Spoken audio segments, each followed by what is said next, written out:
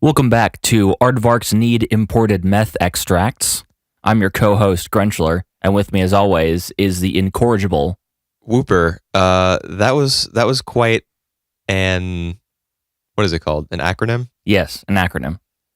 That was quite a variation on our normal acronym. It's a little bit out there. Aardvarks need imported meth extracts. Yeah, I had to think of something for E. So extracts was the best I got after meth. All right. I like it. Okay, cool. I like it. I'm glad. We're back. This is going to be our third week of discussion about Winter 2018 anime. So we're going to be doing episode 3 of all the shows that we talk about, except for Space Dandy, of course. Which is 20 and 21? It's 21 and 22. It's always going to end on an even number because we watch 2 episodes at a time. Right.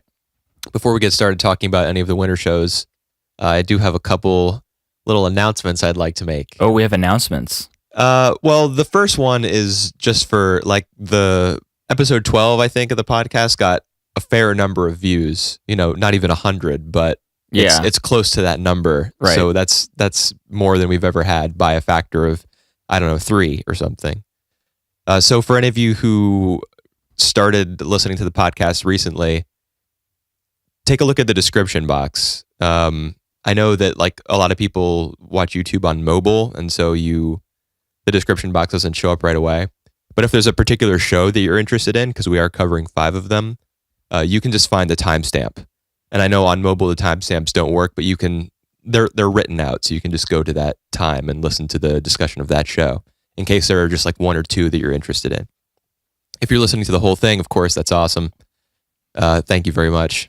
Yeah. But I have to assume that for most people, there are just a handful of shows that they're like watching along with us or watching themselves and really caring about. Yeah. Also, just a couple small notes. I saw Mary and the Witch's Flower in theaters, that new Studio Ponnock movie with a lot of ex-Ghibli talent. How was that? It was okay. It was pretty much just okay, like a 6 out of 10 type of film, like 1 thumb up, if that. So, but I'm assuming the visuals were like a 9 or a 10. Oh, of course, they were brilliant. Right. They were amazing. But the story was just eh. Yeah, the story was... I mean, if you've seen a Ghibli movie, it's got the spunky young female protagonist who is like unsure of her place in the world. She gets whisked away to a magical land where she meets new friends and has adventures. Kind of, and discovers herself. Yeah, pretty much. Self-discovery. She figures out like who she is and what she stands for and stuff. And so this was a variation on that. It was adapted from a young adult novel, a British one. And I'm sure the novel is great, but their take on it was not anything spectacular, I don't think. But of course, it looked just gorgeous. Sure, which is probably why it has like an 8.5 or a 9 on Mal. It doesn't. It has a 7.40. Oh, wow. And I'm ashamed that I know that. 7. Because Mal sucks. Why 7.40? Why not 7.4? I don't know. They always go to 2 decimals, do 2 digits after the decimal, I guess. Anyway, so if you're going to watch it at all, I would recommend it, and if you're going to watch it at all legally, you know, of course you can just wait for the Blu-ray and get the rip. It's free, you know, why not?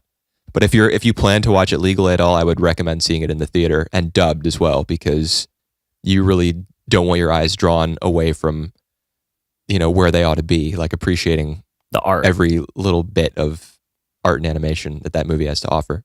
Did you see it dubbed or subbed? I saw it subbed because the theater that my friend and I went to, like, he didn't get off of work until a certain time, and the later showing was subbed. Yeah. So that all the neats could come out when no one else was around? Yeah, there were only like, I want to say like 30, maybe only 25 people in the theater. When we saw Your Name, it was pretty packed. Yeah, well, Your Name was like a sensation. That's it. That movie was huge. This movie, not so much, I guess. Okay. Anything else? Were those the only 2 pieces? I have one more very short announcement to make, and that is that it is a complete travesty that we're not covering Koi wa Ameagari After the Rain, because it's amazing, and episode 4 came out today. I haven't seen it yet, but as soon as we're done recording, I'm going to watch it because it's It's the best show this season. It's the best show this season. It definitely is. So watch it if you're not already. Don't be scared by the 30-year age gap between the two protagonists. The show is not 26. Is it 26? No, it's not. Isn't it 17 19. and 45? That's 28. It's almost isn't she 30. 19? No, she's 17. She's in high school. Oh, right. Anyway, it's really good. So the show is not interested in lechery or tropes or any kind of baser or lesser storytelling. It's quite good. Quite good. And it looks good too. Pretty rare for TV anime. Violet Evergarden has something to say about that. Although you already know that I hate the way that Violet Evergarden. You hate looks. the way two of the shows we're watching look. What's the other one? I guess we'll get to that. Ramens. Yeah. I mean, we've covered that before. Yeah, and we're gonna cover it again. Do you have anything you'd like to say before we start? I had a lot of announcements this time. I mean, I don't have anything specific to anime. I've almost finished watching Overlord, and it's. Did you watch more? Yeah, I have. Okay, nice.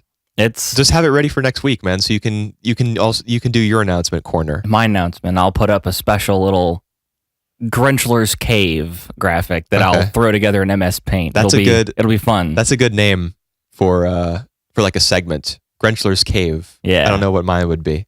I guess I'll figure that out later. Wooper's Hovel. Is that how you say that? Is it Hovel? Yeah. Yeah, you say Hovel. Okay. Well, I don't. That might be too similar to cave, I guess. Anyway, glossing over that, let's get to a show. Right, one of our 5 Winter 2018 shows. Would you like to pick which one we start with? Sure, why not? Let's start with everybody's favorite food, ramens. Right, Hakata Tonkotsu Ramens. Okay, so since you picked it, you probably have something to say about it. Why don't you say it?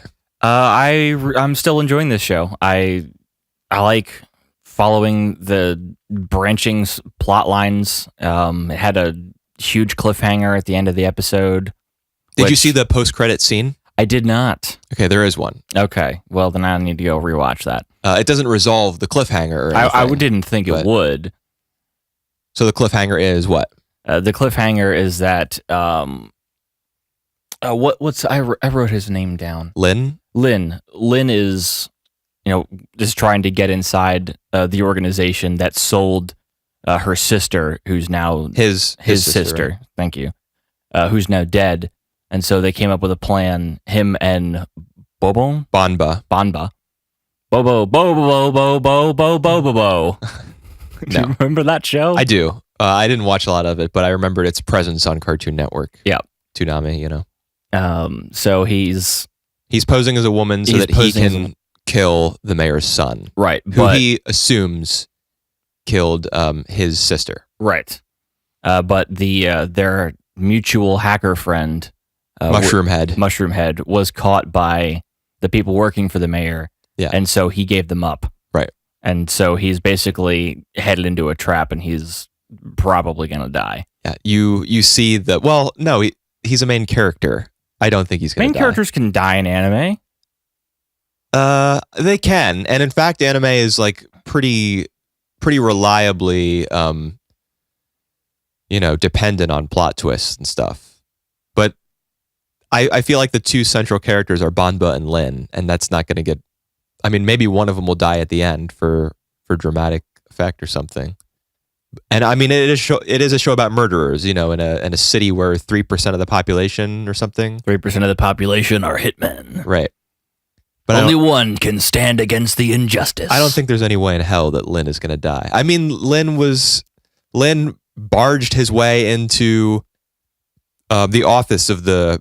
I wrote down the name of the half Chinese mafia, half Yakuza organization. Right. Let me see it. It's Kokkoku. So, I mean, at the beginning of this episode, Lin barges his way into the Kokkoku offices, I guess. Kills 4 dudes. Yeah, kills 4 dudes and then is being choked out by a 5th dude and uses his knife pistol in order to, survive. That's correct. So, obviously, Lin is kind of immortal. Or just a lot better than people thought he was. Yeah, I call the mayor's henchmen like the mayor's dogs. Right. I think they were referred to as dogs maybe in episode 1. Maybe the mayor's son called one of them a dog or something. And maybe that's why it got stuck in my head. I think he did, yeah. But shoot, I lost my train of thought a little bit. Just a little bit. Oh yeah, your comment about Lin being a better killer, a better hitman than people thought. I think one of the mayor's dogs says as much, like out loud. Yeah. Maybe Lin is stronger than we thought. But I do think Lin, Lin's the main character. I don't think she, whatever, is going down. You think he's got plot armor? Yes, pretty much. Yes, that's a much more succinct way of saying that. The post-credit scene was, I don't think it's too spoilery for me to say, because it was just the suitcase opening up, because they put Lin in the suitcase. Right. So it's just the suitcase opening up and Lin seeing where he is. Okay. Which is, a place where all the Kaku people are. They're all like standing around looking down in the suitcase or something, probably. Kind of, yeah. You can just go back and watch it. It's like 30 seconds or something. Yep. So that's what's going on with Lin and Banba this week. Because obviously at the end of episode 2, Lin found out that his sister had died or had been killed. Yeah, and I speculated that maybe it wasn't actually his sister, and maybe this was a ploy to like get him to fly off the handle and start attacking Kaku. Or right, and whoever. I didn't think that was the case. I was pretty sure it was his sister. Yeah, and the show did play it pretty straight, so it probably was his sister. But I do feel as though the show has some tricks up its sleeve. So I'm not 100% confident that it's actually his sister that has died. But so far, no whiffs of a plot twist in that area. So that was what was going on with Banba and Lin. And our other main character is Saito, the guy who keeps getting framed for everything. Right. The hitman, the reluctant hitman, yeah, I believe is how he's being portrayed. That didn't make any sense to me at all. So he tells the story at the bar, I guess, to Jiro. Yeah. The head of the Avengers. Her. Yes. Yeah, we find out that Jiro is a woman. But I think Jiro identifies as a man. Probably, like, wouldn't you say? Or just a cross-dresser. I don't know. Well, yeah. Maybe there's just a lot of them. Well, there are 2 so far. And the show doesn't, make any... Jiro is kind of, like, effeminate, and the show is obviously playing up the mismatch between how he or she dresses and how he or she acts. But for Lin, it's really not commented on. It factored into the plot this week, but it also mentioned, or you kind of saw it when Lin was recovering in Banba's office, right, and was wearing like normal or like his non-girly outfit. Yeah, his musculature and like his frame looked male. Well, he's definitely a guy. You can tell from his voice. Yeah, no, and also his face. I think the show is actually doing quite well in whenever there's a scene where he's cross-dressing, which is most of them. He has a distinctly male, visage, I guess. Just his chin, extra pointy. Yeah, kind of. Yeah, he doesn't have like a heart-shaped face or whatever. The show isn't trying to be deceptive in that area. What were we talking about before this? Oh yeah, we were talking about Saito. So yeah, he's the reluctant murderer. So what was the story that he told to Jiro? He told to Jiro that he was. Oh man, I don't entirely. He was a pitcher, remember? Right, he was a pitcher, and he threw a fastball, and it hit the side of a guy's helmet and shattered it, and he thought he had killed him, but he hadn't. Right. And that was the story he had told during his interview to work for Murder Inc., and they hired him. Okay, yeah. So why did he interview with them in the first place? Exactly. I was going to say, like, back up. Why? Maybe he lost his job and he couldn't get work anywhere else. No, but he moved to this city. Right, but before that, he was working for them somewhere else, and then he moved. He was working for Murder Inc. elsewhere? Because remember, the first thing that happens to him is he gets transferred. I didn't remember him being transferred. I remembered him moving to a new city. He's at a different office, and he's talking to a bunch of people. So did he just work for Murder Inc. as some kind of accountant or... like a desk job or something like that? Yeah, I think so. So now that he's been moved to this city, all of a sudden he has to drop that line of work that he's trained for and become a hitman? that doesn't make any sense. Not even for this show. It is a little bit loose with how he kind of got there. And maybe it's something that we missed. I'd go back and rewatch, and maybe there's like a line of dialogue or two that would explain everything. How do you explain the fact that he says to Jiro, I could never kill someone. He says that. Yet it's his job. Yeah, it just doesn't make sense how he got put into that position. But, I don't know, maybe they sought him out. I guess. I mean, somebody is seeking him out to take the fall for all this stuff that he keeps winding up entangled in. Right. So maybe he got transferred. Maybe somebody decided, like when he was living in another city, the mastermind behind all of this decided this guy has like the perfect face and personality and like general constitution to be a fall guy. To take the fall for my grand scheme. I mean, maybe that's possible. I don't know. One other theory that I have is that someone who we've already met is that killer that they were really talking up in this episode. The samurai. The Niwaka samurai. Yeah. The S tier man. Yeah, who has amazing knife throwing skills. Throws a knife through a scope of a rifle and blinds somebody. Yeah. It's completely insane, obviously. Right. But it's cool, I guess, you know. I think one of your theories is that it was Bonba. I think it's either Bonba or Saito. At first I thought it was Saito because they have the same color hair and like the mismatch between Saito's like kind of blundering, oh no, like I'm in trouble again personality and the like the fierceness of this killer would be interesting. You know, not using any clues to piece it together, just that would be something that the show could do. But then I'm also interested in the idea that Bonba is the killer. Because we get that scene where the Kakyu organization wants to hire the Niwaka samurai to kill the two people that it's after. Right. And it goes through the ramen stand guy. Mm-hmm. So he's apparently like a pimp for assassins. He used to be an assassin. He retired and now he just runs a ramen shop. So he still knows everyone. Well, yeah, but it's not just that he has connections. It's that he is the boss. He's like a handler for a whole bunch of assassins. Because he says to Bonba, like, the Niwaka samurai is my best guy. So Kakyu wants my best guy. Right, which also means that he's got others. Yeah. So I'm interested, like the conversation that he has with Bonba where he gives him a heads up saying, this guy's gonna there's a bounty on your head and I'm gonna go through with it. I'm interested in the idea that when he says to Bonba, is it okay if I introduce the Niwaka samurai to Kakyu? Maybe he's not just giving Bonba a heads up. Maybe he's asking permission for Bonba, the Niwaka samurai, to do this job. That's a good point. Because the way he phrases it is very specific. Assuming the subs are perfect. It's kind of the opposite of specific, I think. I think it's open to interpretation. Like it doesn't just have one meaning. I think it might have this other meaning. Yeah, I see. Okay. Yeah, I'm just dumb.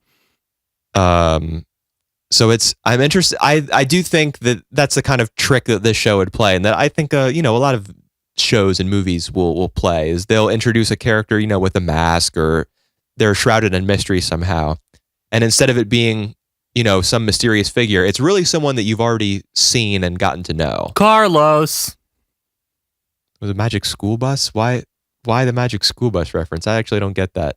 The reference that was going through my head was Scooby-Doo, wherever they would pull off the mask, and it was someone they'd already met. But for whatever reason, I said Carlos. All right, that doesn't make any sense. Well, do you know what I mean? No. You've seen Scooby-Doo before, right? Yeah, and the monster is always, one of the guys that the gang has already met. But right. Carlos doesn't have anything. All right, I know it has nothing to do with it. What else is there? I think I just shared my big theory, which covers a lot of what I wanted to say about this episode. That is pretty much what happened in this episode, though. Yeah, but we shouldn't just cover what happened. Like, but okay. How about the visuals? In general. I know you dislike them. I think if you took out some of those just ridiculous god rays, the show would look pretty good. I mean, I think there's a lot of crudeness to the visuals. I feel like there's a lot of off model and lazily drawn shots. I've never heard of the studio that's doing it. It's a Satellite or Satellite. I don't know how you say it, but they're the ones who do Macross. I'm sure you know what Macross is, even if you've never. It's a baseball anime. Okay, you don't know. Never heard of it. It's alongside Gundam. It's one of the two biggest mecha franchises of the last 30 years. Oh wow. Yeah. Well, maybe this is their first time drawing humans, and so they just have no idea what's going on. No, it's just they obviously, save their A team from Macross whenever a new series comes out. And this show is, I'm glad they're doing it. It is interesting. I like watching it. I don't think the visuals are holding me back from enjoying the show. Yeah. I think that's... Yeah, I feel the same way. Okay, yeah, well, I did want to ask, are knife pistols real? Yes, absolutely. Do they look like the one that Lin used with those 3 little holes? Yes, they can. That's 3 rounds. And they fire... Why do they need to fire from... Do they all need to be loaded in separate miniature cartridges? Is that why there are 3? Okay. Because I guess the handle of the knife it's not big enough to allow for a sophisticated loading mechanism. Right, yeah. If you look up just odd weapons that have existed in the past 200 years, you will see some of the most ridiculous designs ever. There are suitcase guns. Somebody built a gun in a cigarette lighter. There are, knife guns, more than you could imagine. There are sword guns, cutlass guns, nunchuck guns. Oh, cutlass as in the bladed weapon. Yeah, cutlass like a Yar pirate. Right. There, nunchuck guns were one. There's all. How do nunchuck guns work? The ends of the nunchucks are guns. Imagine if you had a Jackie Chan type who was precise enough with nunchuck guns that he could fire bullets while he was doing all the crazy stuff. That would be super cool. There's 7 billion people on Earth. Surely one of them must be a nunchuck gun master. I hope so. And can I meet him? Got to make an anime about that guy. But yeah, there are tons of ridiculous firearms, and that is absolutely within the realm of possibility. You should at least know about knife pistols if you want to be a professional hitman. Everybody's got to know about knife pistols. Okay. I think I'm good on this show. How about you? Yeah, I think so. I think we covered its bases. Except for we never really talked about Jiro's little girl. What's there to talk about? I don't think she even showed up in this episode, did she? No, but she may have shown up. She's always with him. At the restaurant or bar? But she seems to be an informant, and she knows everything that's going on. I remember her showing up in episode, I don't know, was it 1 or 2? I don't remember too much about her actually. I do remember that she was kind of like a smart alecky, know-it-all little girl who was very wise to what was going on in terms of everyone killing everyone else. Yeah, and I just thought that was strange. That is strange. I don't think the show is planning on using her in any significant way. Probably not, but I still think it's interesting how there are a couple children-like characters in the show who have complete knowledge of what's going on and are just unfazed by it. I think that seems to be part of the show's style, is murder, killing, the business of... It's almost normal there. Exactly, yeah. They're normalizing that kind of thing. They're trying to create a city of assassins, for us to watch. So it makes of evil. So it makes sense that the kids would, some kids, especially if they're the daughters or acquaintances of murderers, that they would know a little bit of what's going on. Yep. All right, next show. I'm going to pick one now. Okay. I don't know why I said that. You don't have one? No. Let's just do Kokkoku. Okay. I could see it's right below Ramens in your list of notes. So I'll scroll to mine. We're still in the one frame of time. Yep, we are, and I think we're going to stay there. Right, and I don't, as we discussed last week. That's true. But what happened in this episode? Well, Yuri or Judy, yeah. So Jury, I guess we would say. Yeah. She powered up. Yep. That's the biggest development from this episode, probably. She gained the ability to see people's jellyfishes. Yeah, they're specters, as we're taught to call them in this episode. I think that's the first time we've heard it. Right, and the first time they've ever been explained, even remotely. Well, were they explained? They just represent the ability to move in stasis. Right, but I guess beyond that, they're not explained. They come from the rock. Somebody has to put their blood into the hole in the stone, the ceremonial stone or whatever. Right. Okay, can't say or whatever in this episode. So they just represent the ability to move through stasis. And Juri does have the ability to expel them from people, which is how she gets out of the trouble that we saw her in at the end of episode 2, where she was on the verge of death. She taps the dude, and he's like, "I don't feel so good," and then banner image. Right. So the image you see on screen, unless you've tabbed away or are listening to this during your commute and are not looking at your phone, which is highly probable. Is anyone listening to leave a comment if you're commuting to work right now. Don't forget to like and subscribe. Yeah. Of course. We wouldn't be real YouTube boys if we didn't tell people to do those two things. So she can expel people's jellyfishes or jellyfish or specters or specti or whatever the plural is. Specters is plural. I know. So that's interesting. I wonder if she had the power all along, or if she must have, right? Yeah, more like a latent ability. Yeah, because there's a whole bunch of talk about bloodlines in this show. So as a member of this bloodline, she must have an ability. So the grandfather can teleport. She can do some stuff. She can force people out of their frame. Right. Stasis. Which also seems to cause a lot of damage as well. Yeah, the guy's nose started bleeding. They're in a lot of pain, and the blood starts coming out of them, and then they freeze. Blood starts coming out of them? I know their nose starts bleeding. Nose. Yeah. But a nose bleeding is like internal bleeding. Yeah. I doubt it's just a nose bleed. They probably die. You think so? My theory is they die. I wonder if we'll ever get out of stasis and we can see whether he's dead or not. Or not just he, but weren't there 2 or 3 guys in that house that she expelled? Froze them all. Ultimate game of freeze tag. So she's running through the city for most of the episode. Yep, looking for her grandpa. In fact, almost the entire episode. It's the last 3 minutes that she runs into him. Yeah. And there's a gang of... What was the deal with that gang who tried to corner them at the end of the episode? They worked for... They worked for those cult. bad guys? Yeah. The Genuine Love Society, I guess? I think so. That or the Genuine Love Society has a bounty put out on specific people.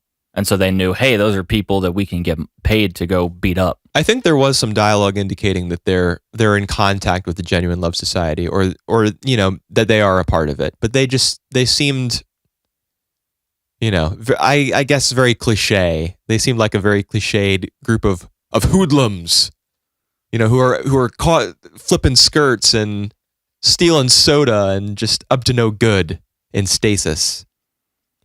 Yep. And I suppose that a lot of people would do that if time were frozen, but I didn't really think much of them as characters. A lot more threatening was the cliffhanger at the end of episode 3. Right. They walk by someone who they think is frozen. And grabs her and freezes with the knife blade an inch from her neck. He doesn't grab her. She isn't even aware that he's... No, he puts her arm around her to secure her, and then for the knife. That way he doesn't miss. Ah. But she didn't make a sound or anything. It would happen in a half a second. Okay. I guess I just forgot because there was no actual verbal confrontation or anything that he had physically, put his hands on her. I forgot that. Right. But yeah, the knife is coming down. That's the cliffhanger for this one. The cliffhanger format, it's all right.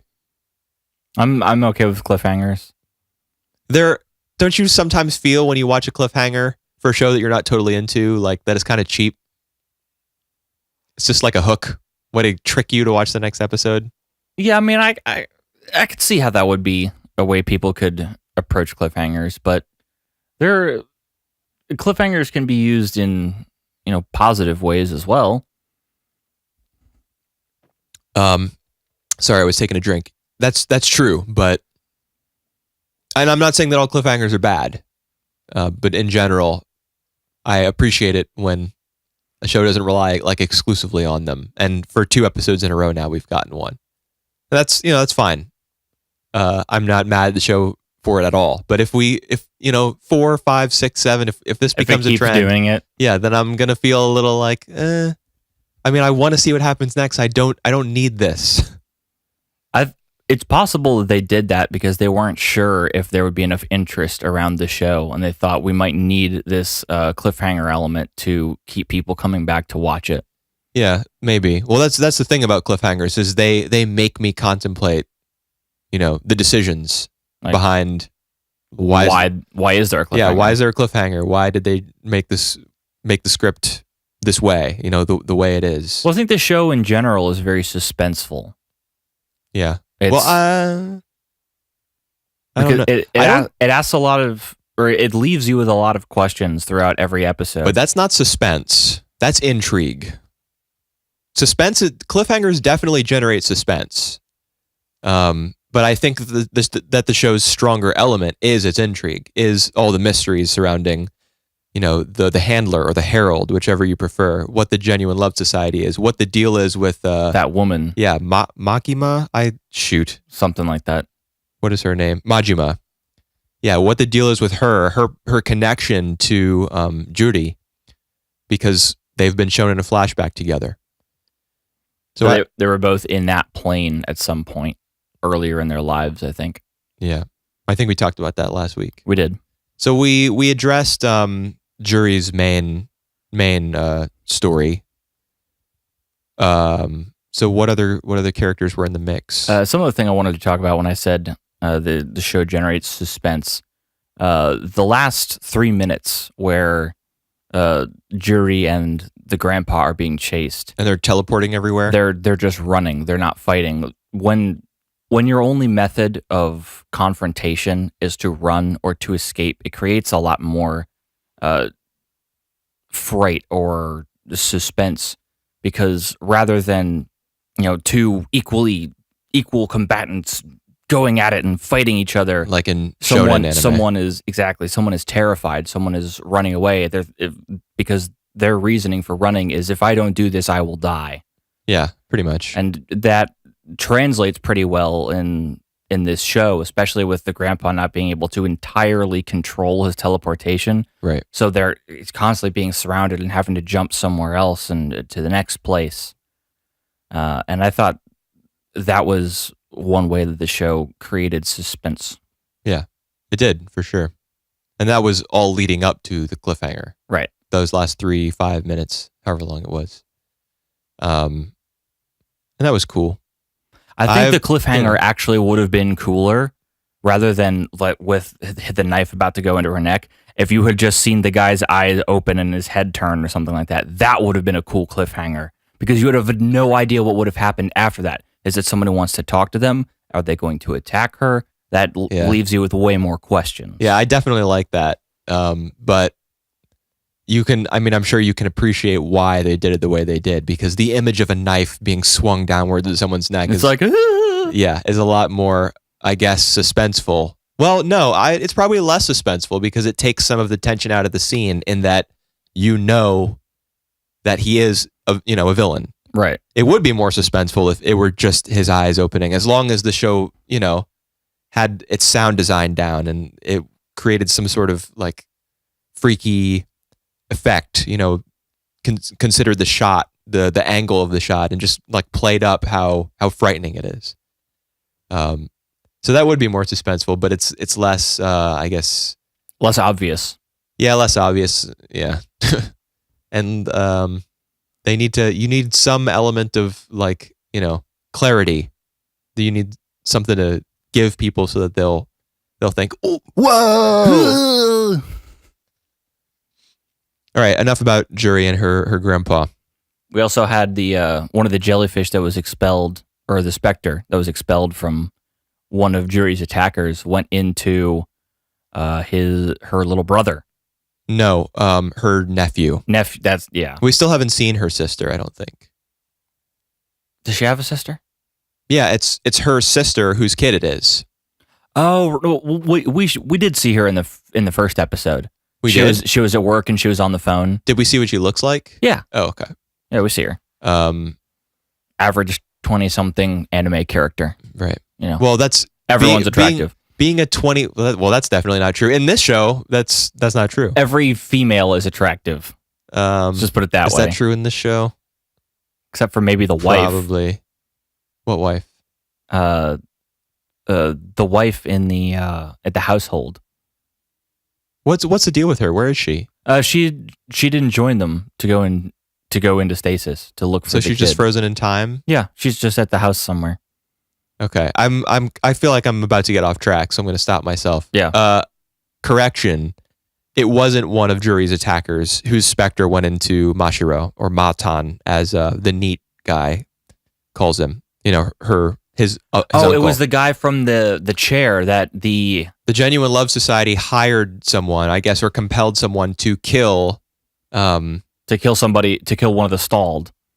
Yeah, but which member of the stalled? I don't remember. It was just some dude. I don't think it had a specific purpose. Oh, shoot, who was it? I don't remember. Wasn't it some other member of the Genuine Love Society who had been frozen? Well, or he had refused to do some duty or something. Shoot, he was one of the stalled though. Otherwise, the Herald wouldn't have showed up. Right. I'm reading over my notes real quick. Yeah. All I talk about is the murderer. I don't talk about the potential victim. But they do get somebody to try to commit a murder, and of course the Herald shows up to protect the stalled, and he crushes the guy's head. It's that guy whose specter enters. Mashiro. It seems that effect seems to only happen when the Herald kills someone. Right, and we're 2 for 2 on the spirits going into the other family. Yeah. Or to Juri's family. Right. The people from this bloodline who the Herald is supposed to have been the progenitor of. No, been the progenitor of. The grandpa says that their family is descended from the handler. I thought it was that someone in his family became the handler. No.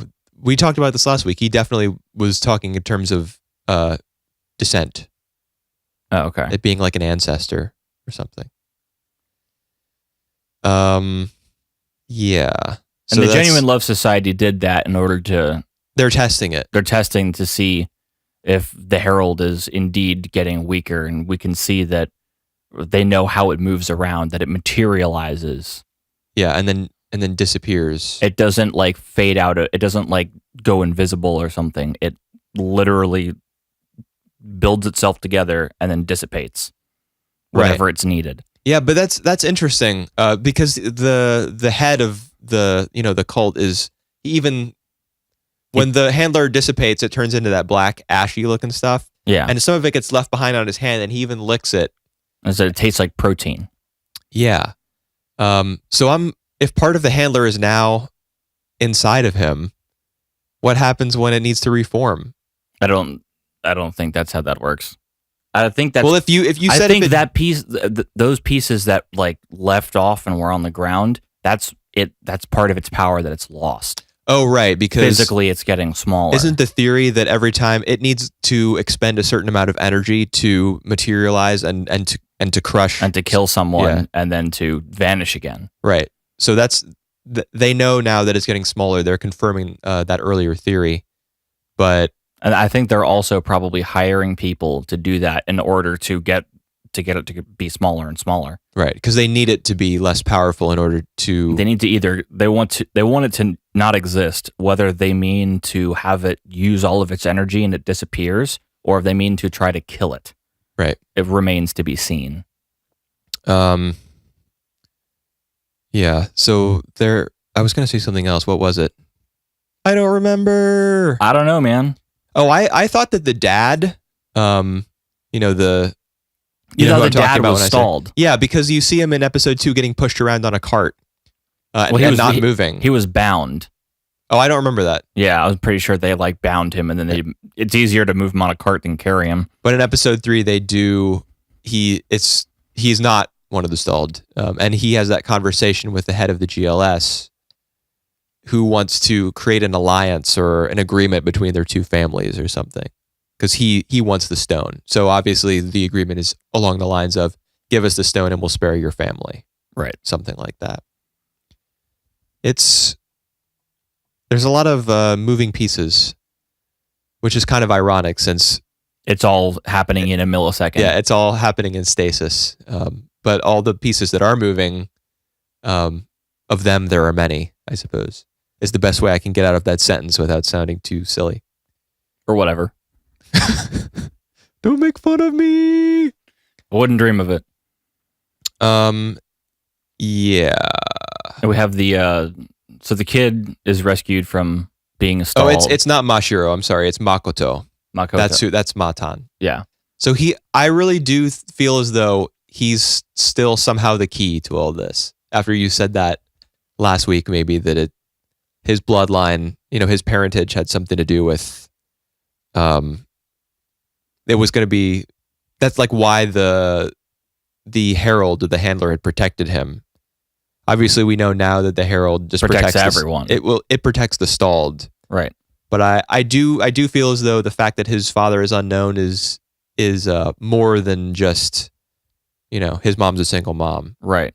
Because the show is talking a lot about bloodlines and about families. There's something more to him. Yeah, and we've now seen two members of their family with some kind of power. So I feel as though the kid's power may be something completely different. Well, it may be the key to everything. He may be perhaps the most powerful character, or the key to controlling the handler. He is the Super Saiyan. Yes, that he's way more significant than he would appear. I have that theory. Because rather than the herald just showing up and stopping someone, there was almost an image of it just kind of shadowed around him for a little bit, and then it fully appeared later. The other times that we saw it, it just shows up, crushes someone's head, and disappears. Mm-hmm. Rather than kind of like lingering around a little bit. Wasn't that lingering just the show's way, again, of building suspense? It could be, or it could be the fact that it couldn't materialize inside a building because it would destroy half the building. Yeah, maybe. Because it's a little bit big to be inside. Right. Still a lot of questions regarding this show. Let's do a different one. Okay. We're almost 45 minutes in. We've only done 2 shows. And I know my announcements were long, but they weren't that long. They were only like 5 minutes or something. That's very true. So let's get a move on. Let's do pick the next one. Frank Darlings. Okay. Just be frank, darling. What did you think of this show? What do I think of the show overall, or this episode? Let's talk about this episode. We can talk a little bit about the show afterwards, I guess, but not too much. I like this episode a little more than the previous ones. Why? Fighty robots. I like fighty robots, and we see a little bit more of the area where they live, because we see 02 and Hiro go out to that balcony, the place that Hiro doesn't have access to, but she does for some reason. Yeah, and they have to hold hands like they're doing the waltz or something, and walk through so that it doesn't read him, but it reads her. Yeah, yeah. I just started laughing when that happened. That's been done a billion times by other shows. Yeah, of course. Oh, okay. Yeah, I've seen that. I've seen that. I'm confused about the layout of their whole society, I suppose. So the parasites, all those kids who pilot the FranXX, they live in what's called the bird cage. I picked up from this episode. Mm-hmm. It's that glass dome where there's a whole bunch of, there's nature out there, and they live in that nice little manor looking building. Yeah. But apparently that building is somehow connected to the city. It's an underground city, I guess. Or above ground. It's that huge white dome that we saw in the first episode. No, the dome is the bird cage, isn't it? No, the dome is the entire city. The bird cage is a small portion of it. Okay. No, but she makes a comment about there being no sea and no sky. Right. In regards to that golden city. Right. So there's no sky because it's underground. No, it's no sky because it's a closed metal dome. Oh, okay. And I'm always mixing stuff up. But they have like a simulated, the parasites grow up in what would be like an ideal environment, quote unquote. Yeah, they have nature and what probably artificial sunlight and stuff like that. They are contained in what would essentially be like a geofront almost. Yeah, but even more than that, where they're actually brought up and raised is in some kind of laboratory setting. Don't you think? Because we saw them as children. Yeah, they that were was taken from their parents. That was the very first scene. Was a flashback. With Hiro naming all the kids. Right. And Hiro, so we kind of get the sense that Hiro was once looked up to as the future leader of all the, because numerically he was the lowest. And apparently the lower your number, the better you are. Was he the lowest? Yeah, he's 12. Isn't he 16? Is he? I think so, because his name is... I put him at 12 in my notes. Oh, okay. I could be dumb. Ichigo is 15. Yeah, that makes sense because, a lot of the names are based on the Japanese numerical system. So, right. Ichi, ni, san, shi, go. So, Ichi, go, 1, 5, 15. That's why Ichigo's name is what it is. And I think for Hiro, Ro is short for Roku, which is 6. It means 6 in Japanese. So I feel as though he's 16. I could have sworn he's 12 for no reason. I'm sure it's not for no reason. Well, it's so that he's the lowest numerically, because it's obvious that he used to be like, the bee's knees. Everybody wanted to be his friend. Yeah. And now he's the opposite. Yeah, now you've got that short, brown-haired kid talking about how he's so much better than everybody. And in this episode in particular, you have, what's his face? I wrote his name down. Mitsuru. Yeah, that's right. Mitsuru, who partners up with 02. To disastrous effect. Of course. Yeah. We knew that was going to happen. Yeah. What is the show trying to say exactly? Because obviously this is all a metaphor for like love and sex. Everything about the show is a metaphor for those things. So what is the show trying to say? I guess 02 is some kind of man-eater who's, quote unquote, slept with a bunch of guys. And Hiro's or Mitsuru's punishment, I guess, for partnering with her and piloting the robot is almost dying. Yeah. So what is the deal? I could think of a convoluted reason if you gave me a minute. It would definitely have to be convoluted. It's kind of difficult to say. We know that apparently something beyond just being number 12 or a teen's number for Hiro is there's something special about him. There's a reason the council or whatever isn't letting him or whatever. Yeah, we saw the council in episode 2, those robotic looking things with the capes. I think they were just people with masks. I guess so. But they don't want Hiro to be a pilot. And that's very convenient for them that he seems to be unable to pilot, even when he tried to pilot with Ichigo in the last episode. Obviously that was because, he doesn't love her, and so I just see you as a friend. Yeah, they can't sync even after they kiss, because he just wants to pilot with 02 so much, so he loves her. And now it's giving Ichigo performance anxiety. Well, yeah, when because they go on a mission, underground or something to defeat a Klaxosaur. Right. And when she hears that Strizelia is coming in for backup. Yeah, she like desperately asks, "Who's piloting it?" Because she wants to know. I'm weak in the knees now. Yeah, she wants to know if her boyfriend is my trembling ovaries. Okay. Yeah, she loses control of the robot because she hears that I understand that the idea is that she is in love with him or that she has a crush on him or something, so she isn't able to pilot the robot, as in continue to, have sex or be intimate with the partner, the guy who's in the FranXX with her. Guro, I think is his name. Guro means like gore. It starts with a G.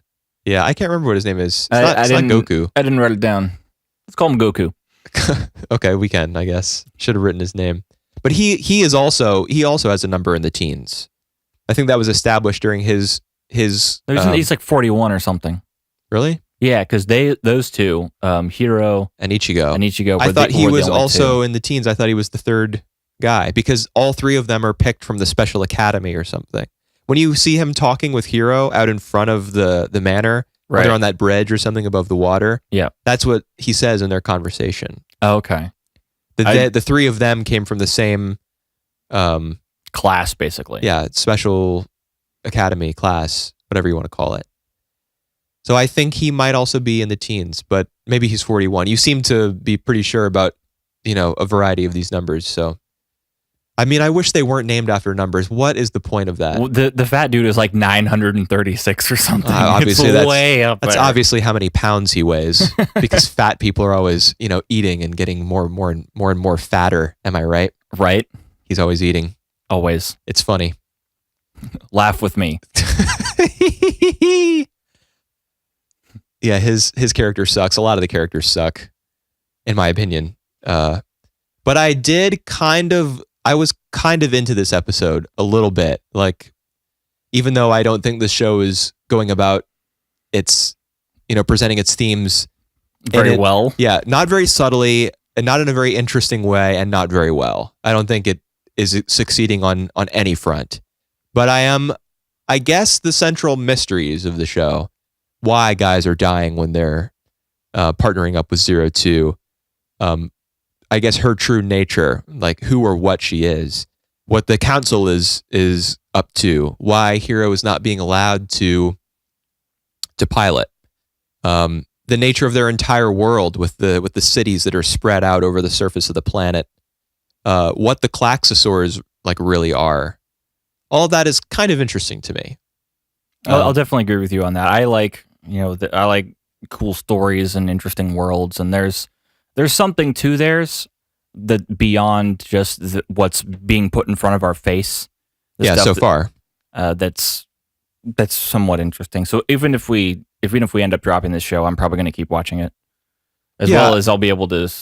Well, the next episode comes out tomorrow. No, Saturday. Saturday. Okay. I think is when Darling in the Franxx comes out. This is being recorded on Thursday, the 1st of February.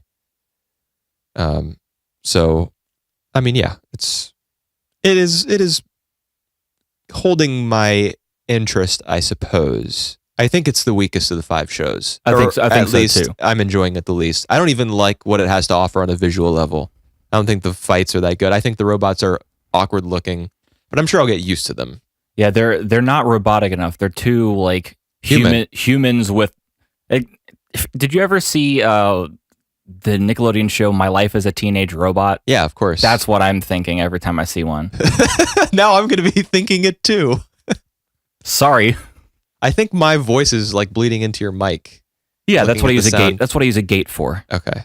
I assume you've got that all figured out. Yep. All right. Anything else to say about Darling in the Franxx?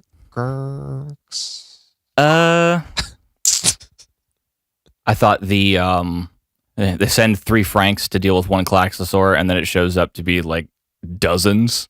Right. Was not in. I didn't entirely expect it. I mean, I knew something was going to have to go wrong, but I didn't know because what. Strelitzia has to get Strelitzia, deployed. Yeah. Is it Strelitzia? Isn't it Strelitzia? Strelitzia. Okay. Are you sure about that? I'm pretty sure. Nope. Am I? It's Strelitzia. That's how they say it. Oh, okay. Well, it's spelled It's spelled Strelizia. Tomato. Okay.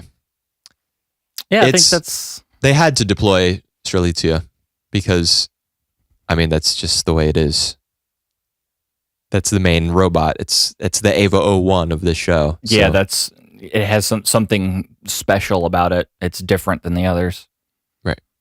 Just like Heroes is special somehow. Right. For some reason, he does not suffer, mortal wounds when he pilots with her. Although he does go unconscious. I guess it's better. That's better than dying. I guess it's just that good piloting with 02. Don't even remember it. This show's just goofy, but it's it's all right. It's not so dumb that you can't keep watching. Yeah. All right. What? No, I was just going to say it's not as bad as the second episode. Oh, okay. Well, let's talk about that for like 60 seconds if we can. Your objections to the second episode largely had to do with like the positions of that the female Yeah, I characters. just thought that was super awkward. Yeah, but that happens again in this episode. So Yeah. are you just already used to it or desensitized to it? I think so. That may just have to be in the initial shock factor of really. I was just kind of rolling my eyes at that. I mean, I kind of feel the same way. Like I said last week, or maybe I didn't say this last week. I think I did. I just am approaching it the same way I did Kill la Kill. Just accept that there's going to be like gratuitous sexuality. Yeah, pretty much. And just see where the story goes. That's my plan so far. All right. Well, how about we do The Garden of Violet Evers? Okay. Episode 3. Episode 3. I thought it was decent. I thought it was, pretty good. I liked it. I still like the visual style. I know you don't. Yeah, we don't have to get into that because whenever we talk about it, like outside of the podcast, we just get into a big disagreement. Right. I mean, the show it's well animated. KyoAni's got the whole like really great looking hair and cool costumes, really sparkly eyes. They're doing their thing, but I don't like the way the show looks. But right, and that's fine. Doesn't matter. I did think it was interesting that a Netflix show had an intro. I don't think it's that interesting, dude. A lot of them don't. Netflix obviously just bought this show. Right. This is still an anime. What does anime have? But a lot of Netflix animes don't have an OP. Did you just say animes? Animu? Is that the proper plural? Animations. Well, Kakegurui, for example, just got released on Netflix. I mean, I saw it like 7 months ago when it came out in Japan. But it's out legally if you're into that sort of thing on Netflix now. And it has an opening theme. Like what doesn't? I guess it didn't have one for the first 2 episodes, which could have been lack of money. But that sometimes happens is that when you're writing the script, let's say for your first episode or your second, there's more information that you want to put into it. So you don't have time for the opening, or maybe it just isn't finished yet. That's good. I thought it was odd for some reason. I don't know particularly why, but I did. I don't think that's odd. So in this episode, Violet goes to school. The robot goes to school and learns to feel people things. Yeah, and she does manage to at the end. Excuse me. You're excused. She does learn to kind of decipher what people are really trying to say. Yeah, what they're really feeling when they ask for a letter to be written, or when they're expressing themselves in general. I guess she's starting to learn a little bit more about people in general, and not just think in terms of missions and combat and stuff, and taking everything as literally as possible. Right. I think obviously the big moment in this episode is where after what's the girl's name? Luculia? I didn't write it down, but okay. I think so. I think it's Luculia. It's spelled Lucu, or maybe it's Luculiana. Let me check. Oh, please tell me I wrote it. I hope so. It's Luculia. So Luculia is the friend, I suppose, that she makes at school. She's her partner, and so they become friends. The redheaded farmer's daughter looking girl. Girl next door. Yes. Well, I guess if you're living on a neighboring plantation. Because she just, I don't know. I think farmer's daughter really describes how she looks. Sure. She has like freckles, and she's wearing, I think, plaid at one point. Yeah. Well, she's also wearing a checked shirt or something. In a sundress or whatever. Yeah, or whatever. She, they get to be friends, and of course Violet is, failing all of her attempts at writing a letter at first. She's proficient on the technical side of things, but not the emotional side. But eventually, Luculia, I'm not convinced that's her actual name. The farmer girl, the redhead. Okay. She expresses how she really feels towards her brother, who's a war vet. And what really the moment that really made me think, okay, I'm on board with Violet's development is that when Violet listens to what Luculia has to say, and writes that letter and then presents it to her brother, and that scene when it's dark out, and they run into each other. Yeah, they run into each other, and Violet probably seeks him out to deliver the letter. And what I'm belaboring this point, but what really sold me on this whole thing about Violet's character is how short the letter was. She didn't write some like super long, gushing account of what she thought her friend was trying to say. She made it real short. It was really brief. It got to the heart of what the redhead was trying to express to her brother. And that, to me, seems like what Violet would do if she was first learning to write letters like that, is she would just get down to the very core of what she's supposed to be expressing and put it to paper, and that's it. So I was moved by that moment. Yeah, I was too. I thought this episode was really good. They introduced, a believable character, and the brother had just almost a classic tragic story, but it still held weight to it. And I thought Violet creating, as you've already said, for like 5 minutes, yeah, right. I liked it too. I thought this was a great episode. Probably the best of the 3 so far. Yeah, I think it's my favorite of the 3. And that's largely due to the strength of the moment that I was just talking about. For me, at least, I was impressed with the show in that moment. And I don't think I had really actually been impressed with it until then. So I'm optimistic about future episodes. That's good. I do think it was odd that she was given the brooch, that she graduated from the school, having only written that one letter after the semester was over, and was very informally passed from the class. Right. But I understand, you want to introduce the concept of the school, move Violet through it, show a little bit of her growth, move on.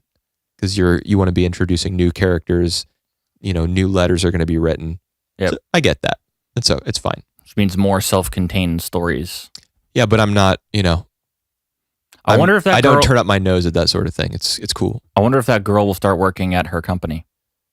I think that would be cool. I'd like it, because as of now there are only 4 dolls, right? Catalia, the Violet, obviously, and the 2 other girls. The one round glasses and loudmouth. Yeah, I guess the other one's a bit of a loudmouth. She's the one who advocates for Violet's dismissal in episode 2. Right. Yeah, but there's only 4. And her name's like a plant. It's like Lily or something. I thought it was Airy or something. I don't remember.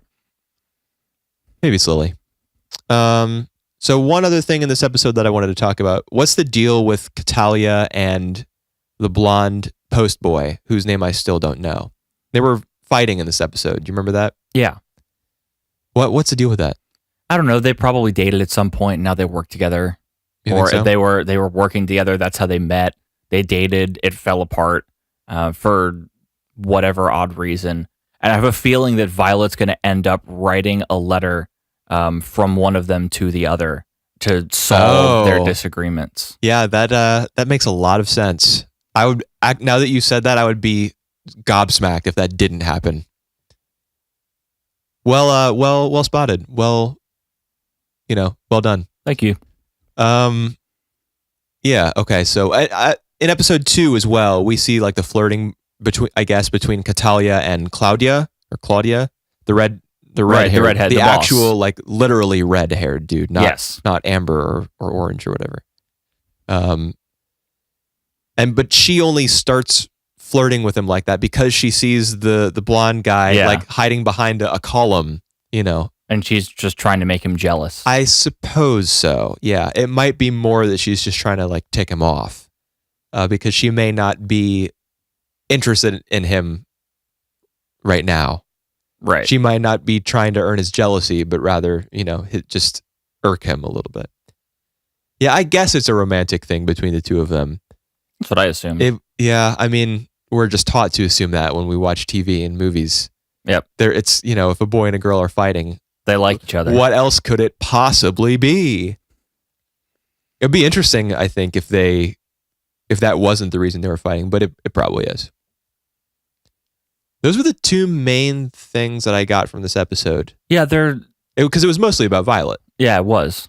and whatever the girl's name is. I'm sure Farm Girl. Yeah, I've butchered it, upwards of 5 times at this point. It was about her brother, and the robot's growth. Yeah, it was interesting that the show went into as much detail as it did regarding the brother. It's not forgetting about the war. So obviously the war, hopefully, wasn't just an excuse for Violet to lose her limbs, get those cool looking arms, and then start her journey of emotional discovery. Yeah. So the war is something that really happened. It's impacting people, and it continues to impact people despite the fact that it's ended. Well, that's how all wars work. Yeah, but I'm glad that the show is committing to that, at least in part. Rather than being like, well, a war happened and now we have an unfeeling character. Go. Yeah. So I did I thought the brothers, just his anger in general at the world and at people who he doesn't think are appreciative of his service. What was the story with him again? He never actually got to really fight. He was there was an attack on where he was stationed. Right, and it broke his leg or something like that. Right. He didn't actually see combat, I guess. No, I don't think so. He did in the worst possible way.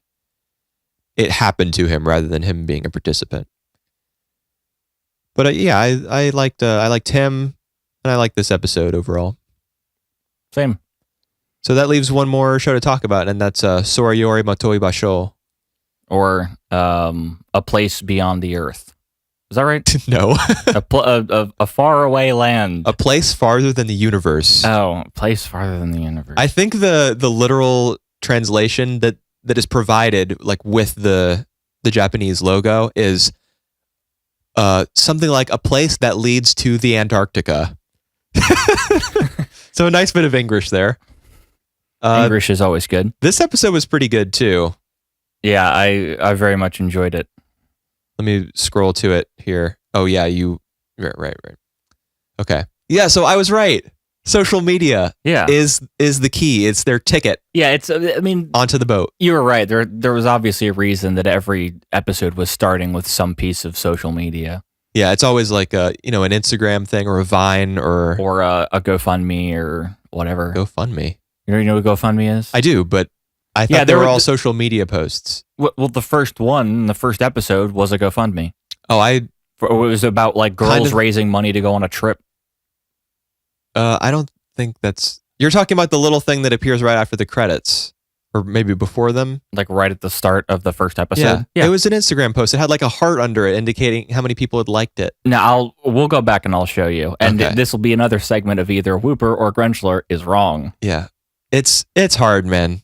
Being an English speaker, I guess, and relying not knowing a lick of Japanese, and having to remember all these characters' names and just provinces, places. It's hard. Stuff gets lost in the jumble. Yep.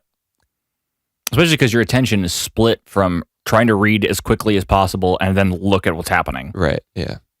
Subtitles are, I suppose, a necessary evil, in a sense. Or as the subbers versus dubbers would argue, the only way possible.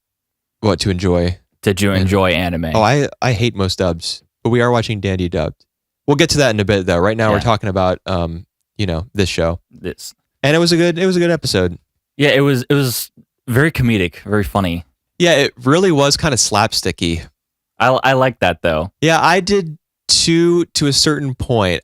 There was a point where I thought it was moving too quickly. And maybe I wouldn't feel that way if my eyes weren't constantly traveling to the bottom of the screen to read what was going on. They do talk very quickly in some of the scenes. Yeah, they're just constantly bouncing off each other. Yeah, there are a lot of gags, and some very Japan specific ones as well, where the girls are getting into different costumes to support whatever personality. What is her name? Shiraishi or something? The Antarctica girl. What is her name? Starts with an S. Oh my god. Shirase. Shirase, that's it. You didn't know what it was. No, of course not. Of course I didn't. Shirase, she's the girl with the long black hair who really wants to go to Antarctica. Her mom is or was there. I guess still is there. So she keeps coming up with all these crazy ideas. And when she was pitching her concept to the idol girl, Yuzuki, she kept putting on like these different personalities. And so the other two girls were getting into costume to support her. Right. I remember that. Yeah. I mean, I can't explain exactly what was going on there, what the costumes meant. I'm sure if I looked at it again and, did a bit of Googling, I could figure it out. But my memory's not that good, and I didn't want to put in that much effort. I was about to say, low effort. Yeah. Yeah, there was a big emphasis on comedy this week. Pretty slapsticky. The moment that is on screen right now is, when Shirase gets the idea in her head, like, we did it. We're going to Antarctica. She starts... She opens the window and just screams to the world. Yeah. And stubs her toe and, et cetera, et cetera. Yeah. So, yeah, the comedy, I feel like the comedy was in service of the idea that the girls are all growing closer to one another. Because there is the point that's made later, that scene at the drink bar where Yuzuki goes to study. She says, well, aren't you all best friends? Isn't that why you're... We haven't even known each other for a month. Right. Yeah, so the show is, it is working on getting them closer and closer together. And I think it's succeeding. Yeah, I had something written that I wanted to articulate, I suppose, was that I just really appreciated the way that this show has built the characters' relationships and how they play off each other's personalities, which I think has a lot to do with the voice actors. All three of they have very distinct voices, all of them. I actually recognize a couple of them from other shows. Sometimes when there's a lot of Japanese girls talking in quick succession, it can be difficult to figure out who's talking. That's racist. It is racist. But I've had trouble with that before, but not with this show. They all have very distinct personalities, and that's down to the casting director, probably, right. Or whatever, whoever's in charge of that. I really enjoy this show. I think it's I thought the concept of it was, I was like, okay, so some girls go to a place. Still waiting for that grimdark tone shift, man. Yeah, still when they waiting start dying, for the Doki Doki turn. I guess so. Still waiting for them to start dying of like hypothermia and stuff. Yeah, that's not gonna happen. If it you never know. If it did, like the last episode, they all just die. Yeah, that's been done. Weirdest plot twist ever. Oh no, not by a long shot. If you think that's the strangest plot twist ever, you need to watch more Japanese cartoons. You mean Chinese cartoons? I don't. Not this time. So the way that they're getting to Antarctica now, because that it appears as though that's been settled. The fourth, the fourth and probably final addition to their motley band of we see in the intro the four. Yeah, Yuzuki is the girl's name. She's some sort of minor celebrity. She's like a. Were you aware of this phenomenon of like high school girls or even younger like becoming idols in Japan? Yeah. Yeah. So you know what that is. Mm-hmm. So she's one, I suppose. Yeah, she has a bunch of she has 40,000 followers on Instagram. Do you remember the name of her single that propelled her to stardom? I know it was funny. It's called "The Follow Backs Don't Stop." More social media references, I guess. Yeah. So she's gonna go on the cruise and do streams and stuff to promote it. Right. In order to try to raise awareness and funding for their probably expeditions afterwards or during. And we saw her at the end of the last episode. She was on the train on the way back from Shinjuku. Right, when they were all talking about their dream to go to Antarctica is dead. Right. Because I mean it's revealed that she was there. She was there in Shinjuku. Right, because she's part of it. Right. And that's how she knew that Shirase really wanted to go, and so she tries to get her to take her place. But that doesn't work out. Through, a chain of circumstances, it ends up a chain of zany adventures. Yeah, she ends up saying, I'm not going unless these 3 girls get to go as well. And so they all end up. Yeah, it looks like they're going to go. And the idea is that she finally comes around to wanting to go to Antarctica and wanting them to come along with her because she's interested in developing friendships, which she hasn't had as like a child actor and performer. Right. People were only interested in being her friend because of her popularity, not for any other reason. Yeah, and that was my favorite moment of the show where, she's constantly looking at her phone.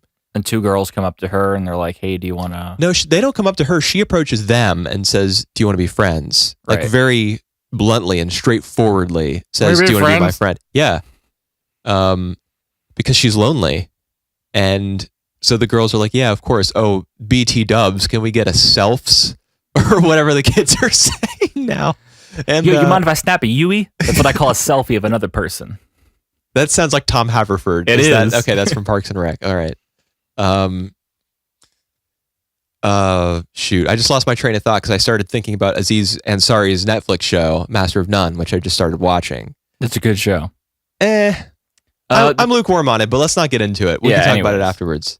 I lost my train of thought. Okay, yeah, they want to get a selfie with her, and apparently that's forbidden by like the terms of her contract. Do you remember elsewhere in the episode she says you can't post social media stuff of me? Right. She says that to like the main girls, the Antarctica girls.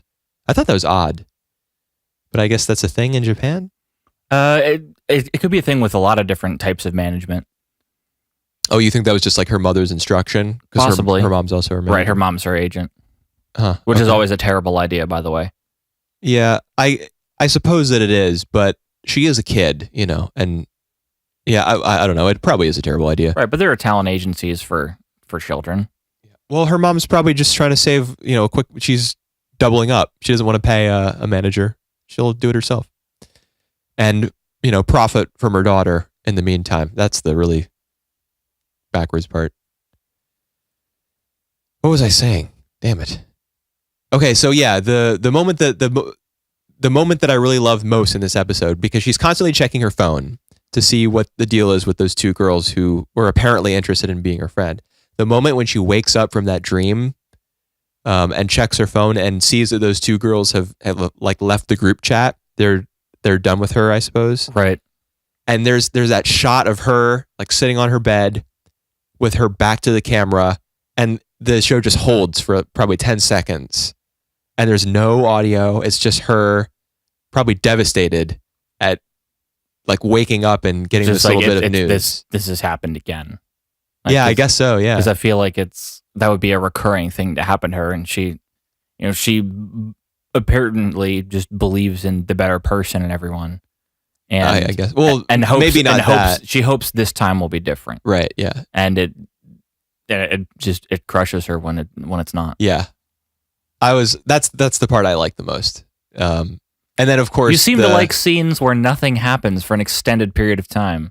I mean, and I don't mean nothing not happening. Always. I mean like the frame holding. Well, I mean, like the elevator scene in yeah, but I don't like the scene where Unit 01 is holding Koharu for like a minute and a half for a full 90 seconds. I think I'm not into that one. No, but I mean, I sometimes like those scenes because I like the characters and I like what's being expressed. The awkwardness between Rei and Asuka, or I already used the word, but the devastation that whatever her name is, Yuzuki, has to be feeling. She's got to be feeling like the scum of the earth in that moment, and I appreciate that the show like held on her and let us feel that. Yeah, I do. Rather than quick, do something zany to distract from the depression. Well, it does. The show does get zany, as a lot of this episode was zany, and the girls show up, and right. she starts crying, just unable to help herself. Like she's so glad that someone actually wants to be her friend, wants to be friends with her. Yeah.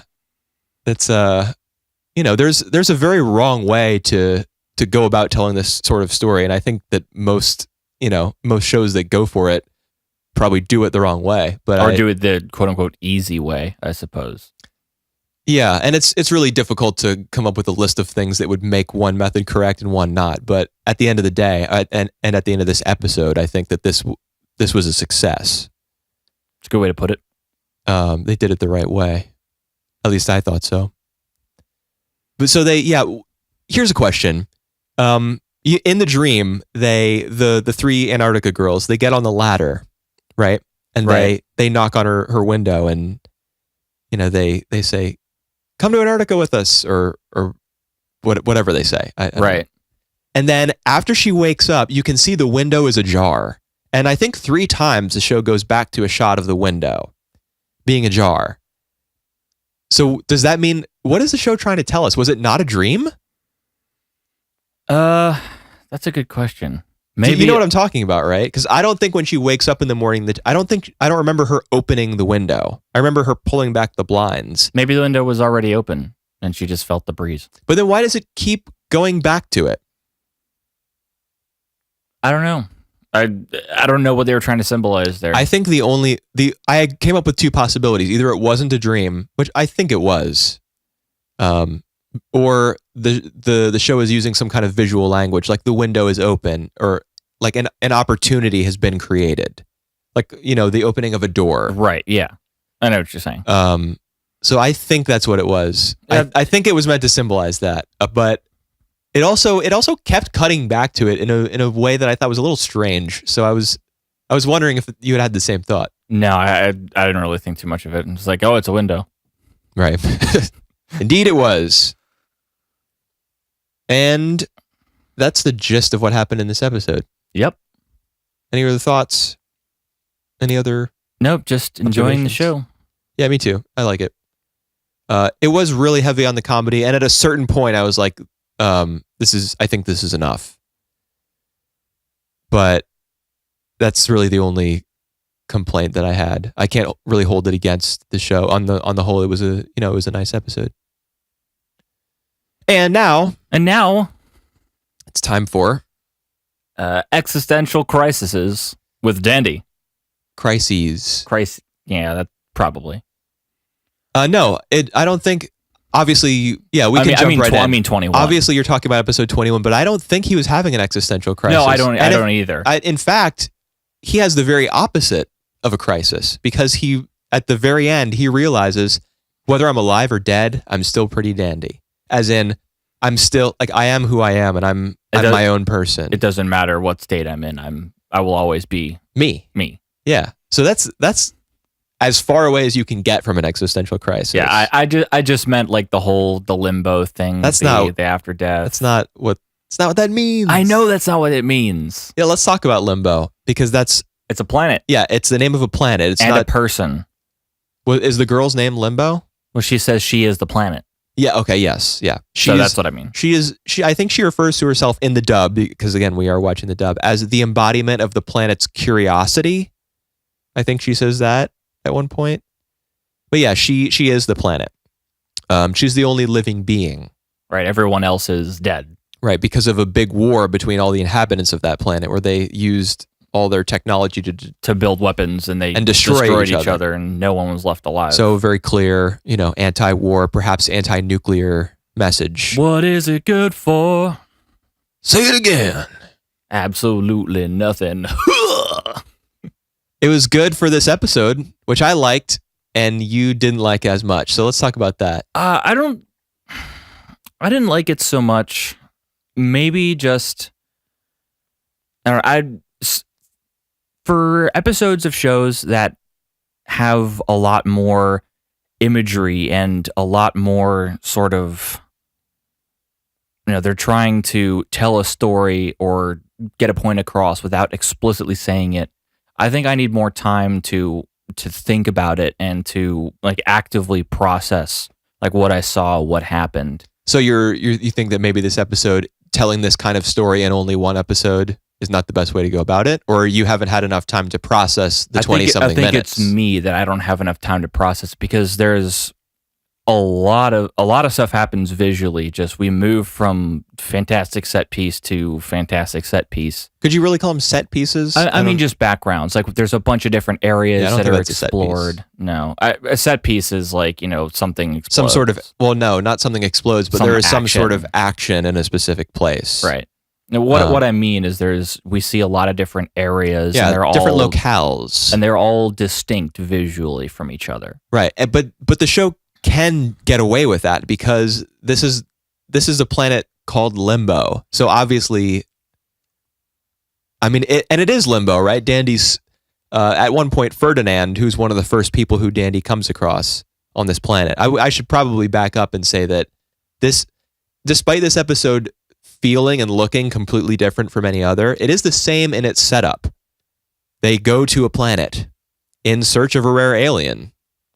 Something happens. They leave. Yeah, and they leave, usually not having found the alien, but somehow they're still alive. And still have enough money for food and fuel. Right. But then in the next episode, they don't have any more food or fuel, so they have to find a rare alien. And thus the cycle continues in the Bebop way. The cyclical cycle. Okay. Yeah, it would have to be. But the very first shot of the episode is the Aloha Oi crashed in the middle of that river where Dandy's, what looks like his corpse is floating. Well, it looks like a funeral pyre boat. Yeah. You know? And he's laying on the bed of flowers. Yep. Reminds me of that episode of Children of the Whales Yeah. and episodes of many other shows. Well, and that's how a lot of people were sent to burial at sea in ancient Japan. Huh. I didn't know that. On beds of rose petals and But you boats. can also go back to Greek mythology. Yeah. Or Norse mythology or any sort of Don't people cross like the river Styx in boats like that? Yeah. And maybe him having the seashell necklace was supposed to be representative of the currency that you need to pay the toll to get across the river Styx. Don't you need like a piece of silver or something? It's I'm not sure if it's like I don't think it's a drachma if we're talking Greek specifically. But there is a certain currency, an odd one that you need to pay the ferryman to get across the river. I thought it was Styx. just like a copper piece or No, it's something. It might be a gold drachma probably because that was the ancient currency. so poor people their souls can't pass to the afterlife. Was Basically. that the idea? Yeah. Well, I mean, that sounds like the kind of story that a rich person would make up. And they were probably the ones in charge of recording stories. Yeah, the people who could pay someone to write. Yeah. Man, the 21st century is pretty great. The playing field is much more level than back then, even though, it's still not. It'll never be totally level. No, but at least we don't have a class whose entire job is to clean out sewers, and they're not allowed to leave. I think that probably still happens somewhere in the world. Well, I mean, yeah, if you decide to go into the profession of being a garbage man. Well, that's the thing. It's not a matter of decision. A lot of those people don't have a choice. They need to eat. They need to work to eat. Oh, you're talking about like in Haiti and in third world countries where children we're getting way off topic. Yeah, we are.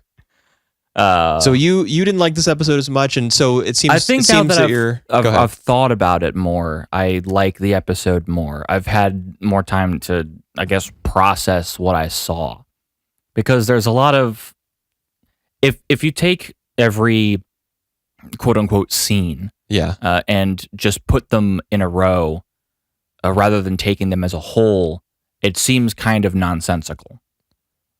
I think. I don't think it's nonsensical. I think the the backgrounds are just really varied. And I was starting to say that earlier, is that this is set on a planet called Limbo, and in fact in a sort of limbo for Dandy, because Ferdinand, who is one of the people who he meets first, right, when he gets up out of his tells him, boat, he's like, you're dead. Yeah, well, he says specifically to him, and I wrote it down, that his spirit endures, having cast off its mortal coil. So it is his spirit, what exists there. The character who we follow through all the events, his body. That's his spirit, and his body is in the Aloha Oi, which has crashed on the planet. So his body is in there along with QTs and meows. Right. But it's his spirit that we follow. And they were headed to planet Limbo in the first place. Yeah, because they wanted to catch the alien. which turns out to be the spirit of the planet Limbo. Right. It would be pretty hard to catch that. So, but the type of story that it's telling, where it's someone's spirit, wandering through the afterlife, where Ferdinand tells him, you don't need to eat, you don't need to drink. This is a world with no sadness. You can do whatever you want. It is whatever you want it to be. The story is gonna take a lot of really strange and sharp turns, and that's jarring to us maybe as viewers. But put yourself in Dandy's shoes. He's simply. Oh man, screw this! I'm going to boobies. Yeah, that's what really makes the episode great to me, is that it's not just a series of bizarre scenes with like bear-looking penis things singing about mortality in acapella chorus and a bunch of weird monsters having philosophical conversations across dinner tables, and like crumbling apart and wearing weird glasses. You remember that? With the two people sitting at the table and talking about like quoting Shakespeare or something. Yeah. And then one of them starts to like break down. Yeah. So all that is very strange, but it's not without purpose, because it is Dandy's journey. It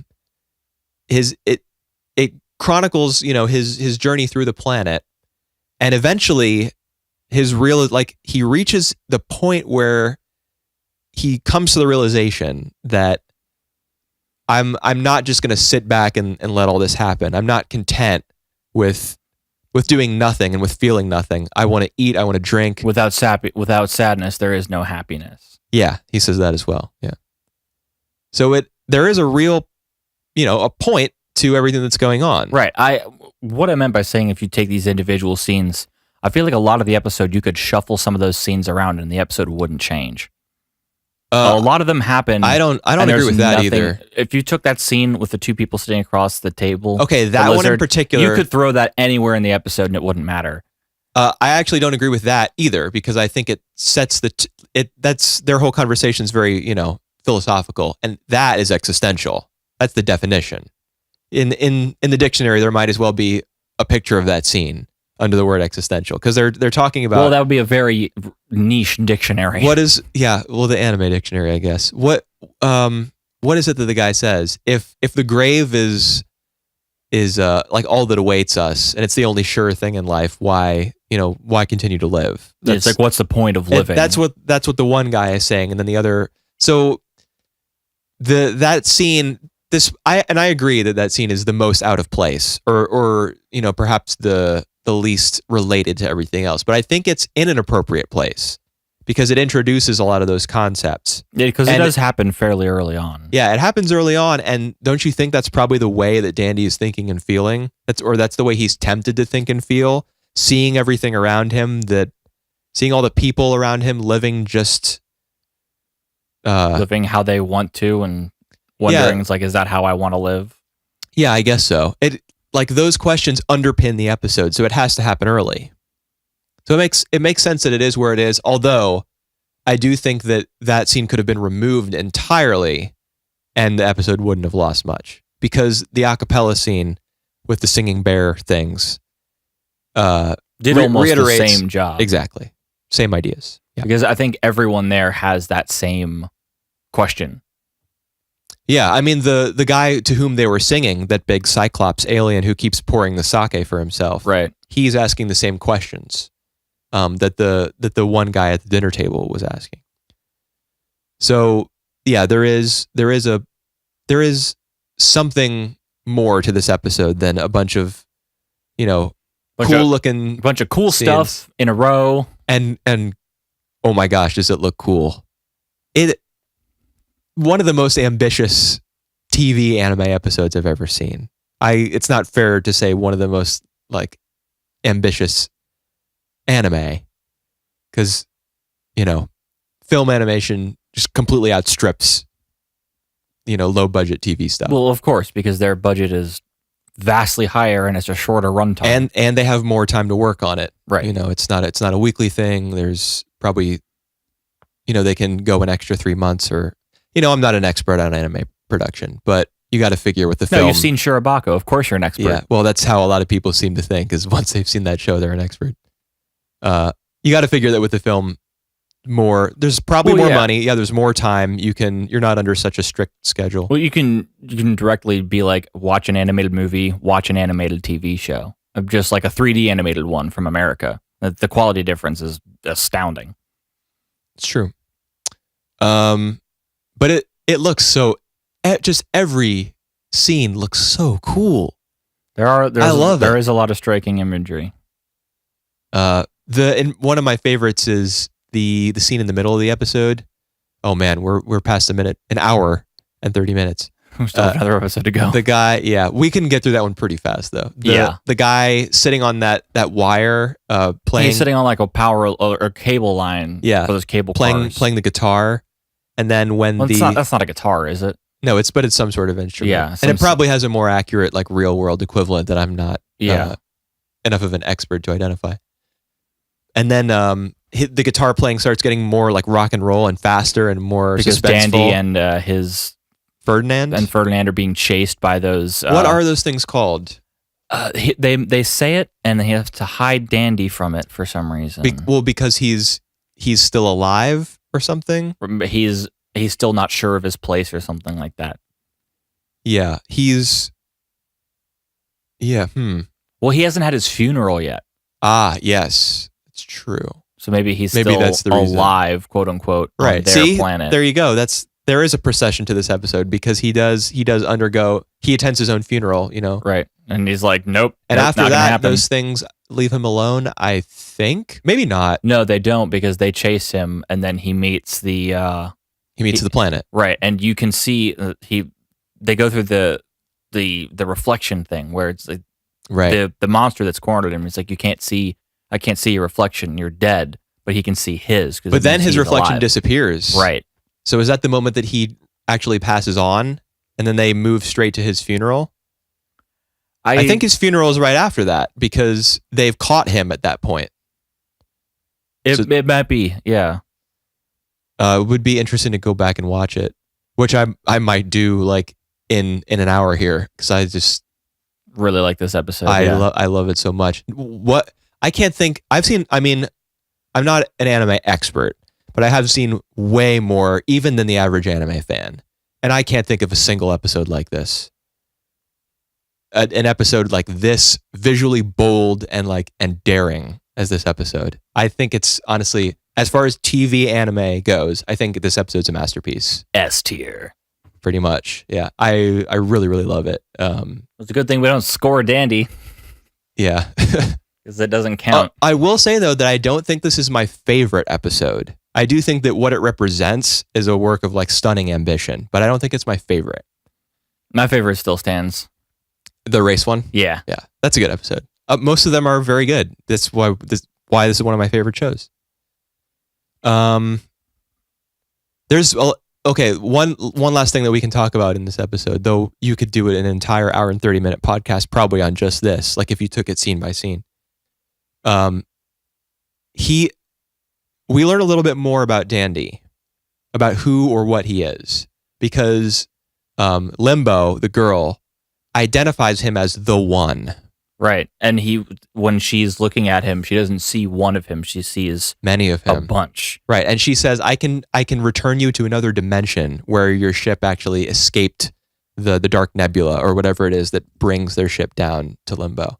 So he apparently uniquely as the one his consciousness exists across all dimensions. Something like that. Yeah. Or his timeline isn't, they say time exists on a line. It's straight and some people say that, but I think more and more the prevailing theory is that it's not just a line. It looks like a tree. It has one start point and then it branches out. Exactly. And all of Dandy's line up exactly at the same spot. Yeah, something like that. Which explains how he goes from these ridiculous situations from one to the next. Right.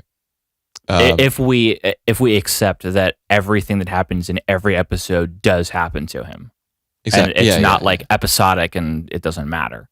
Right. Well, that's the thing that's so neat about Dandy is I think it does have that cartoon aspect to it where everything resets. It does embrace that, but at the same time, there is something unique about him that allows the situation to reset and allows him to apparently die in some episodes and in some scenarios, but then reappear. The next At a later episode, time. perfectly fine. Yeah. So I like the way the show toes the line between, the cartoon idea and the more Science connected. fiction. Yeah, exactly. The science fiction idea. So yes, he does seem to, there does seem to be something special about Dandy. And we could use that as a link to episode 22, where we hear from the narrator That there's the pionium energy stored within Dandy. does something. Yeah. It causes the universe to reset or something. It causes like that, it causes like a black hole or a supernova when it combines with the those lichen things. right, which are referred to as the Dansonians, the Dansingians. The Yeah, that's like right. That's what they are. Right. Which is why no one's seen them in 500 years, because they're not a person; they're a plant. Yeah. Apparently, That's the whole point of the episode, is that they go to a planet where there's supposed to be a dance contest. And on this planet, there's a legend about the Dansingians. and the reason they go to this planet is because the grand prize is so many zeros. Right. This episode was odd, wasn't it? Like, It was, but I really enjoyed this episode. Its visual style was totally different from the last one. There were a lot of stills. For example, the woman who was in the coma and who had been for hundreds of years. Whenever there was a reference to her or the camera wanted to move over to her, there was just a shot of her face, not moving in any way, and a little, the little bubble going in and out of her nose to indicate sleep. That's like an anime staple. Yeah. There was that. There was, it almost seemed to be presenting panels one after another, not on screen. Like the screen wasn't broken up into panels, but there were just a lot of, still images, with very, like messy shading and really like blocky lines on characters' faces. Yeah, it did seem to be kind of manga-esque in that way. And I liked it. I thought it fit because this episode was definitely more comedic than the last. Yeah. Well, it would have to be. We had a disco off. Yeah. Between with Ton Travolta, was that his name? It was like Ton Travolta. Ton Travolta. It was his last name was actually Travolta. Yeah, it was obviously. I mean, the planet was called Planet Greece. John Travolta played in Greece, and the episode was disco themed. Obviously, dancing figures into Greece in a big way. I don't think I needed to say any of that. I feel like most people know. It's a pretty easy connection. It was a strange episode. And the guy who just travels from planet to planet just to party and brings his own light and sound system with him. Yeah. I mean, obviously, they designed his ship in that way so that it would be confused with the actual Dansingians or whatever they are, like those lichens that quickly connect and form circles. And actually combine and generate a whole bunch of energy and like reset the universe or they wouldn't have if Dandy wasn't there. Really? Because Dandy reacted with them, and that's what caused basically like No, they was generating the black hole before he climbed up onto Ton Travolta's ship and had that second dance off with him. And that's when the reaction happened, wasn't it? Right, that's when the giant explosion was. I'm pretty sure. I guess. The timeline of events is difficult to follow sometimes. I don't think it's the timeline that's difficult. It's just that oftentimes in the last 5 minutes or so, Dandy will go so high concept with it, and that's what I mean. It's just the imagery goes all over the place, and you're like, what just happened? Well, there's a narrator to help you, but I didn't take any notes for this episode because we just watched it right before we started recording. Right. Which now was an hour and 45 minutes ago. Way too long, dude. I thought this episode was good. I laughed a lot. Yep, it was good. Not as good as 2 episodes ago, though, where they play at the Budokan, the one about the rock band. Oh yeah, that might honestly be my favorite episode. That's up there for me, but it's still the race. All right, let's just call it here. You want to rank these shows? Maybe if we work really fast, we can get it done before minute 45. Probably not. Open phone. All right, 5. Sucks. Okay, yeah, FranXX. Same. 4. Evergarden. Same. 3. Kokkoku. Ramens. 2. Sora yori. Same. So obviously our 1 and 3 are the only ones different. You Right. put Ramens first? Yes. Kokkoku still first for me as it was last week. Okay. I would say that there's not a huge gap between 1 and 4 for me. I liked all of those. And I was even pretty cool with Darling in the Franxx this week. Yeah. So speaking of Darling in the Franxx, are we dropping it or no? I'm going to keep watching it. So I kind of don't want to drop it. Okay, let's not. We can just add what we were planning to add or what we were planning to No, let's not replace. add anything. Why don't we just use that show that we were planning to add as the replacement for Dandy when it's over in 2 weeks or 3 weeks? Okay. All right. We have 10 seconds left. Sign off. What do you got for us? Don't forget to dab on your haters. My advice is do not do that. We'll see you next week. Bye. Bye.